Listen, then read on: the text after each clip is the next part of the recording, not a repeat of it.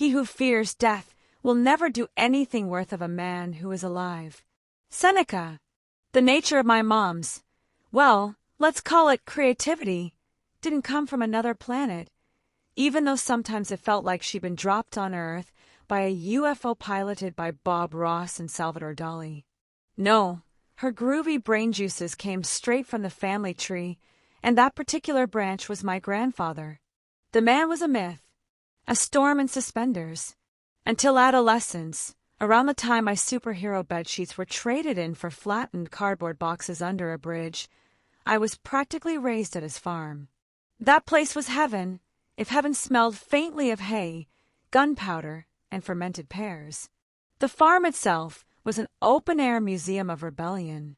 Monumental cowsheds stood like ancient temples, their roofs home to storks who'd clearly overstayed their visa. The apple orchard was my jungle, and I, Tarzan, armed not with a loincloth, but with a length of kitchen rope, ideal for tying salami to your belt, and a thick leather strap stolen from Uncle Ben, whose beer belly was so big it had its own gravitational field. I'd swing between plum trees like a sticky, sugar-high monkey, naming my wounds after exotic tribes. This one, that's from the ancient pear people of the East Lawn. And what society forbid, my grandfather taught me with a wink and a wheeze. At 12, he handed me my first Stuyvesant red cigarette and said, "Want a cuff and blow, little Freud?" I coughed, of course, but you don't say no to a man who keeps a live goat in his kitchen for companionship. I smoked that cig like a prepubescent Clint Eastwood and nearly fell off the milking stool. The story of how he got the farm was hazy and whispered, something about a sinister card game and a man who left without his shoes. But my grandfather never confirmed or denied it. "Let people talk," he'd say, taking me along to brothels that regular people didn't even know existed. Don't worry, I wasn't in the business, just around it. Usually perched on a bar stool next to Linda, the barkeeper/watchdog who looked like she could bench press a Volvo. "Only chocolate milk for the kid till I'm back," he'd shout as he disappeared with a woman who was technically wearing clothes, though mostly in the legal sense. I'd sip my chocomel and talk about livestock with Linda like any other totally normal 10-year-old.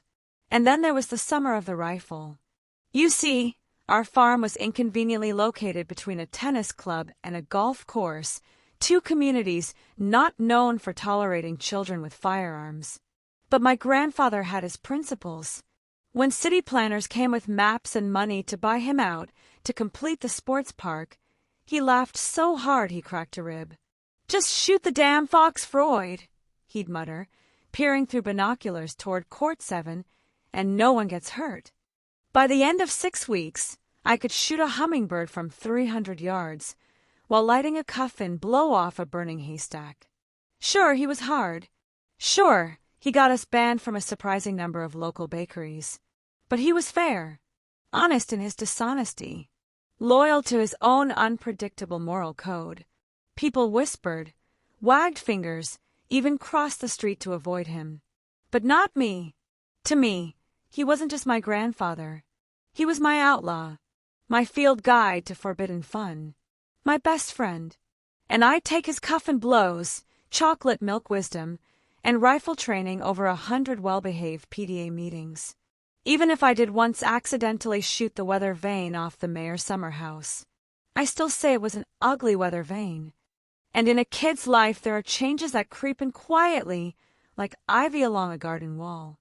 And then there are the ones that hit you like a marching band bursting into your living room during nap time. For us, it was somewhere in between. Life on the farm, with my grandfather's wild wisdom and my parents' garden of dreams, felt like it could last forever.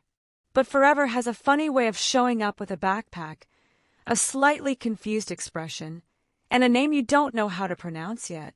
It started with conversations I didn't understand, whispers behind closed doors, my mom crocheting more than usual, my dad playing Leonard Cohen on repeat, which in our house was the emotional equivalent of storm clouds. Then boom.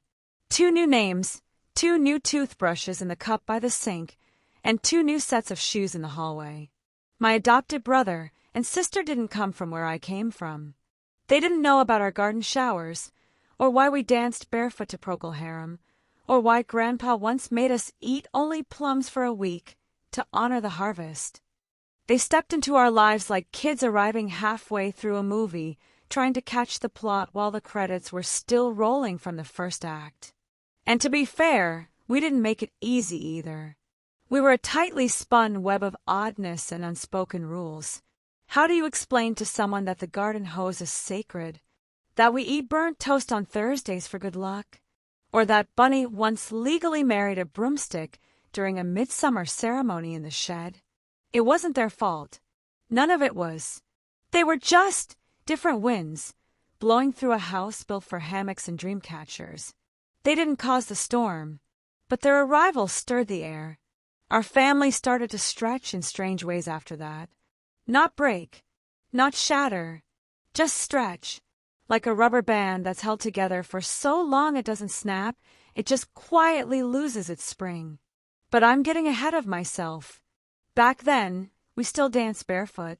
We still smoked cuffin blows under the apple trees.